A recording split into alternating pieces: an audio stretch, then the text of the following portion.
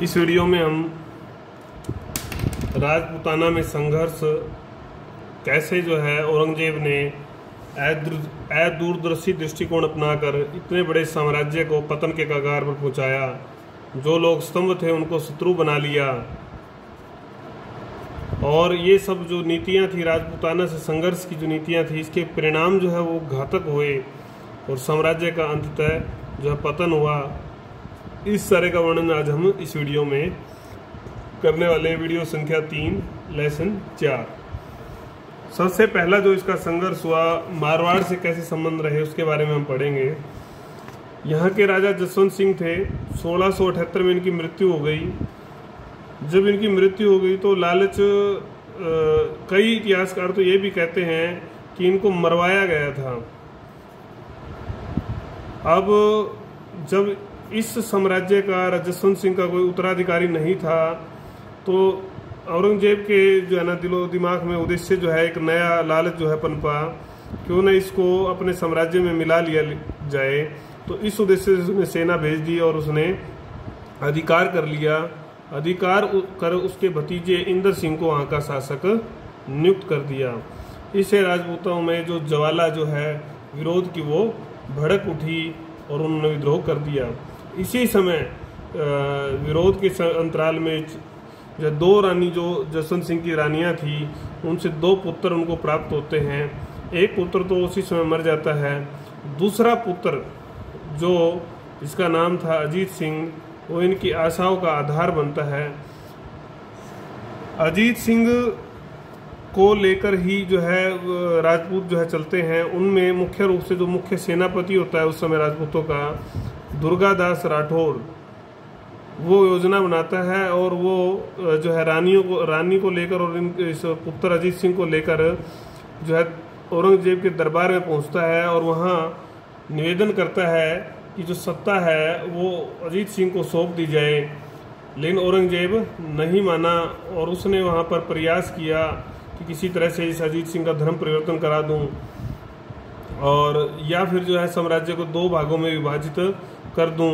लेकिन इसके लिए जो राठौड़ लोग थे वो नापसंद उन्होंने इस विषय को कर दिया और उनके इनकार दुर्गादास ने इनकार जो है किया इस बारे में। लेकिन यहाँ पर अब इनकार करना औरंगजेब जैसे व्यक्ति को जो है सम्राट था आखिर और बड़ा सम्राट था, उसको समझदारी का काम नहीं था। लेकिन उसने एक विशेष समझदारी वहाँ पर की कि रानियों को जो है रानियों को और पुत्र अजीत सिंह को वो बाहर निकाल लाया। उसके लिए उसने एक चाल चली। नकली जो है रानी भी नकली और पुत्र भी जो है नकली वहाँ पर छोड़ आया महल में और कामयाब हुआ वहाँ से निकलने पर। अंततः वो जोधपुर पहुँचा, मारवाड़ पहुँचा। मारवाड़ पहुँचने पर उसका स्वागत हुआ।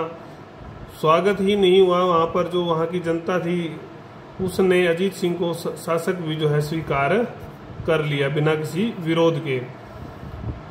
जब मुगलों ने इस बात का विरोध किया, हमला किया, अभियान भेज दिया तो आखिर में अंततः जो है इनको शरण लेनी पड़ी मेवाड़ के यहाँ पर। ये प्रारंभिक संघर्ष हमने पढ़ा मारवाड़ से। अब मेवाड़ से संबंध कैसे थे। 1679 में जो है अभियान इसके विरुद्ध भी जो है शुरू कर दी औरंगजेब की सेना ने, मुगलों ने। इसका मुख्य जो कारण था वो तो शरण देना ही था कि आपने जो है कैसे जो है अजीत सिंह को शरण दी। लेकिन जब शरण तो दे ही दी थी, राजपूत अपने वचन के पक्के होते थे। लेकिन जब मुगल सेना वहां पर पहुंच गई, उसने अभियान छेड़ दिया तो उसने यहाँ इन सेना से व्यर्थ में उलझने की बजाय राणा ने अरावली की पहाड़ियों में जाना जो है जरूरी समझा, सुरक्षित समझा और वहां पर जाकर लड़ाई जो है जारी रखी। गुरिल्ला युद्ध पद्धति अपनाने का निश्चय किया गया। लेकिन इस बीच में मुगलों ने जो है मेवाड़ का जो क्षेत्र था वहाँ पर लूटपाट की, खूब उत्पात मचाया। यहाँ तक कि मंदिरों को तोड़ डाला, मूर्तियों का जो है अपमान किया गया, उनको भी जो है तोड़ दिया गया। लेकिन राजपूत भी मानने वाले नहीं थे। उन लोगों ने जो है गुरिल्ला युद्ध पद्धति अपनाई। अकबर जो उसका बेटा था, उसकी जो है रसद सामग्री सामान जो है उसकी काट दिया गया, वो पहुंचने नहीं दिया गया। मेवाड़ से जो है धीरे धीरे जो है राजपूत मेवाड़ से मुगल जो है धीरे धीरे निकलने शुरू हो गए। मुगलों के लिए स्थिति चिंताजनक हो गई। आखिर में इस बारे में स्पष्ट जो संदेश है कि स्थिति ये है, ऐसा औरंगजेब को बताया गया। जब औरंगजेब को ये पता चला तो वो बहुत क्रोधित हो गया, बहुत क्रोधित हो गया औरंगजेब। तो उसने अकबर को कहा कि तुम मारवाड़ चले जाओ, तुम किसी काम के नहीं हो। और उसने अपने जो बेटे थे उसके शहजादा आजम और मुअज्जम, उनकी ड्यूटी लगा दी कि तुम जो है आक्रमण करो, अभियान करो और इस प्रदेश को जीत लो। लेकिन इसी बीच में राणा राज सिंह की मृत्यु हो जाती है और नए राणा जो है, नए जो शासक बनते हैं वो राणा जगत सिंह बनते हैं। तब तक जब तक ये सब घटनाक्रम होता है तब तक राजपूत जो है तैयार हो चुके होते हैं मुकाबले के लिए, उनको समय मिल जाता है मुकाबले के लिए, राजपूत तैयार थे। आखिर में अभियान संघर्ष जो है जारी रहता है। संघर्ष लंबा चलने के बाद जून 1681 में मुगलों और राजपूतों के बीच में जो है एक संधि हो जाती है। उस संधि का जो शर्तें होती हैं उसमें मुगल सेना जो है हटना स्वीकार कर लेती है। बदले में जो मेवाड़ के शासक है राणा जगत सिंह इस समय, वो 3 लाख रुपए 2 वर्षों में देना तय करते हैं क्षतिपूर्ति के रूप में, हर्जाने के रूप में युद्ध के। एक अच्छी बात क्या होती है कि जजिया कर देने के लिए जो है ना बाध्य नहीं किया जाता इस राजपूत राज्य को। ये कुल मिलाकर मुगल साम्राज्य की कमजोरी को दिखाता है।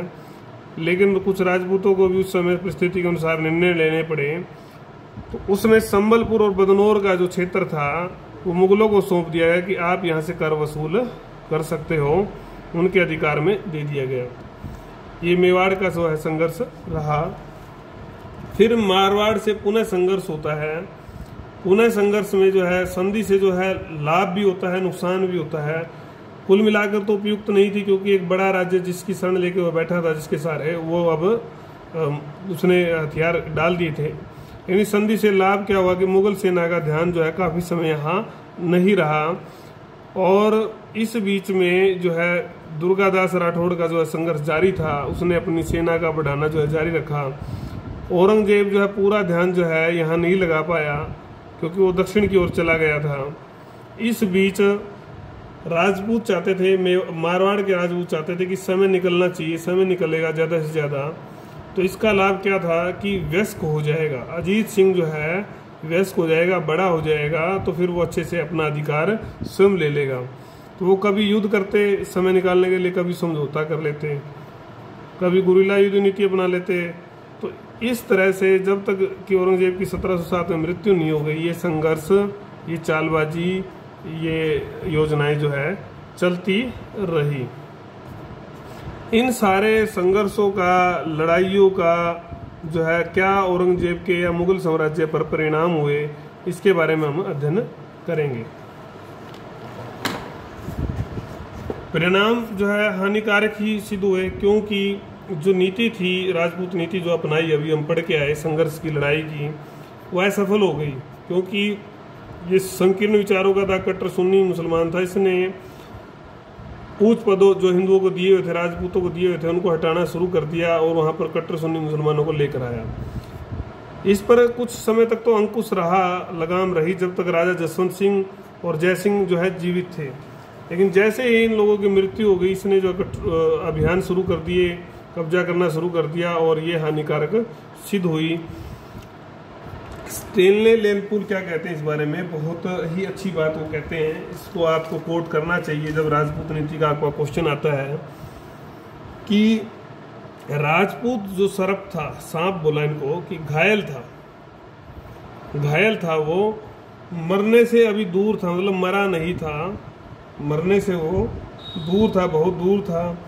अनेक सरदारों को और उनका धर्म का जो घोर अपमान इस समय हुआ, इससे उनके दिलो दिमाग पर एक जख्म जो है लगा था और वो कभी भी नहीं भरा। ये बात जो दाहिना हाथ थे कभी मुगल साम्राज्य का, शक्ति का दाहिना हाथ थे, आज वो उनके विरुद्ध हो गए थे। पुनः सेवा न की, उन लोगों ने इस विरोध के बाद कभी भी मुगल साम्राज्य की पुनः सेवा न की। जो शक्ति जो है खून बहाती थी मुगलों के लिए, वही आज विरोध में हो गई थी। वो अब मुगलों का खून बहाना शुरू कर दिया था। ये इसकी राजपूत नीति का कैसे कैसे वो स्टेप वाइज हम पॉइंट्स जो है देखेंगे, इसी वीडियो में देखेंगे। पहला जो मुख्य बिंदु है वो है राजपूतों का मुगल विरोधी होना। हम पॉइंट्स पढ़ के आए हैं अभी कि कैसे जो है घोर विरोधी वो बने, कैसे वो शत्रु बन गए, कैसे उन्होंने जो है सहनशीलता और जैसे अकबर और जो जहांगीर शाहजहां आए, उन सब ने सहनशीलता की जो नीति अपनाई थी, उस सारे से शुभ चिंतक बन गए थे। लेकिन जैसे ही औरंगजेब ने धर्मांध नीति अपनाई, तो उस सारे से ये विरोधी बन गए, जबरदस्त विरोधी इन्होंने किया। कई अभियान जो है मेवाड़ और कई अभियान उसको करने पड़े मेवाड़ और मारवाड़ पर अधिकार करने के लिए। मूर्तियों को तोड़ा गया, मंदिरों को गिराया गया। इस सारे से राजपूतों की जो शान थी, इज्जत थी, सम्मान, उसको धक्का लगा। तो वो लोग जो है कट्टर जो है शत्रु बन गए थे, और उन लोगों ने फिर धीरे धीरे क्या किया, खुला विद्रोह कर दिया। ये एक पॉइंट हमने पढ़ा, तो विरोधी हो गए। दूसरी बात क्या हुई, अशांति अराजकता फैल गई। मुगलों का जो ध्यान था वो राजपूत अभियानों की तरफ या राजपूतों को पराजित करने में लग गया। तो वो लोग शासन की जो व्यवस्था थी उसकी तरफ ध्यान नहीं दे पाए। इसमें अगर आप बात करोगे विशेष रूप से मालवा, इस सारे से मालवा और गुजरात में भी अशांति पैदा हुई, क्योंकि प्रशासन की तरफ तो ध्यान ही नहीं था, न किसानों की तरफ, न व्यापार की तरफ, न वाणिज्य की तरफ। और जब किसी स्टेट में लगातार युद्ध चलते रहेंगे तो वहाँ व्यापार वाणिज्य भी प्रभावित होना लाजमी है। जो राजपूतों के हमले होते थे उसके कारण दिल्ली से जो दक्षिण की ओर मार्ग जाता था, तो उस मार्ग पे जो सुरक्षा पहले इनको मिलती थी राजपूतों के कारण से, अब वो मार्ग असुरक्षित हो गया। इसने व्यापार को काफ़ी प्रभावित किया। अब लोग स्थानीय जो लुटेरे थे, कई जो गिरोह बन गए थे, गैंग बन गई थी, उन लोगों ने भी व्यापारियों को, आम आदमियों को जो है लूटना शुरू कर दिया। इस कारण से जो है साम्राज्य में अशांति और अराजकता का बोलबाला हो गया था। जन धन की अपार हानि। अब 1679 से लेकर 1707 तक लगातार अभियान चलेंगे, तो उस सारे में क्या होगा, बहुत सारे लोग युद्धों में मारे गए, सैनिक मारे गए, उनके परिवारों को जो है आर्थिक जो है सहायता देनी पड़ी, और युद्धों में भी काफ़ी धन जो है वो खराब हुआ, खर्च हुआ, खजाना जो है खाली हो गया। जो धन विकास में लगना था, राज्य प्रशासन के काम में लगना था, वो धन जो है अब मार काट में लग रहा था। तो इससे जनधन की काफ़ी हानि हुई। राजपूतों ने गुरिल्ला युद्ध नीति अपनाकर काफ़ी जो है इनको आर्थिक और जन का जो है नुकसान पहुँचाया। इनके हजारों जो है सैनिक मार डाले थे।